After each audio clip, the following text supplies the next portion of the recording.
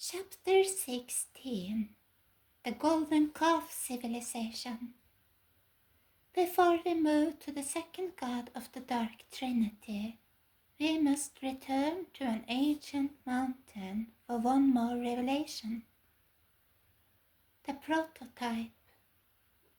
The first case of national apostasy recorded in Scripture was that of Israel's fall at Mount Sinai. While Moses stood on the mountaintop receiving the 10 Commandments, the people of Israel waited at the mountain's base, growing impatient at his delayed return. They decided to make a god of molten metal in the image of an eagle, the bull calf. After creating the idol, they held a celebration in its honor. They feasted and drank with music and festivity, offered up sacrifices on its altar, and as the scripture record, corrupted themselves. Then came judgment. What happened at Sinai was a prototype and template of national apostasy. The template is now replaying in America and Western civilization. The central elements of that prototype have reappeared. The departure from the word and ways of God, the rejection of the 10 Commandments, the process of deification, the worshipping and serving of idols, and the replacement of God with a flood of sensuality and licentiousness.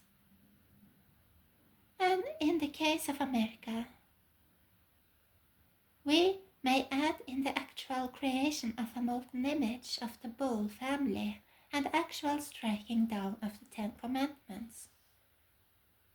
The face of Moses. There is another element from the apostasy at Sinai, the face of Moses, gazing down in anguish at his nation's fall. There is on Capitol Hill, in the chamber where the House of Representatives convenes, a face. It is a unique face, the only full-faced representation in that chamber.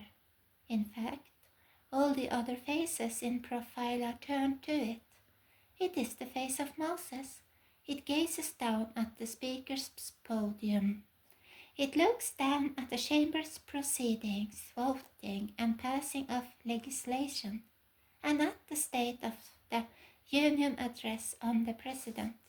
The face of Moses also appears on the walls of the nation's highest court. The most prominent figure on the Supreme Court's eastern side is that of Moses holding the 2 tablets, just as he did on the mountaintop on the day of the golden calf. The tablets appear as well on the doors that lead into the Supreme Court chambers. So as Moses looked down on Israel's apostasy from Mount Sinai, he now looked down from Capitol Hill and the nation's highest court. He looked down on the House of Representatives when it sought to enact laws that warred against the laws of God. He looked down on the President when he sought to advance an agenda to overturn the ways of God.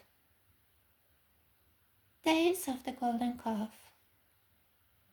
He looked down from the Supreme Court with the 10 Commandments in hand as the Supreme Court struck down the 10 Commandments in the public square. He looked down on the podium in the House chamber when the officiant dedicated the new Congress to the pagan god Brahma. He looked down on America as it descended into apostasy, as he had looked down on Israel as it descended into apostasy on the day of the golden calf. The nation that had been founded after the pattern of ancient Israel had now fallen after the pattern of Israel's fall. It had turned from God and given itself to the gods. Darkness had become light. Light had become darkness. Sin was now holy, and holiness was sin. Everything was inverted, and Baal, the god of inversion, had done it. He had worked his dark magic. And the words of the prophets concerning ancient Israel now spoke to America and Western civilization. They had forgotten his name for Baal, that which had been consecrated to God at its inception was now possessed by his enemy, for it could not be forgotten that the name Baal also meant the possessor. Baal was the first. He opened the door, but he was not alone. He had a wife or mistress. We now move to the next of the returning spirits, the second god of the Dark Trinity, and the mystery of the Enchantress.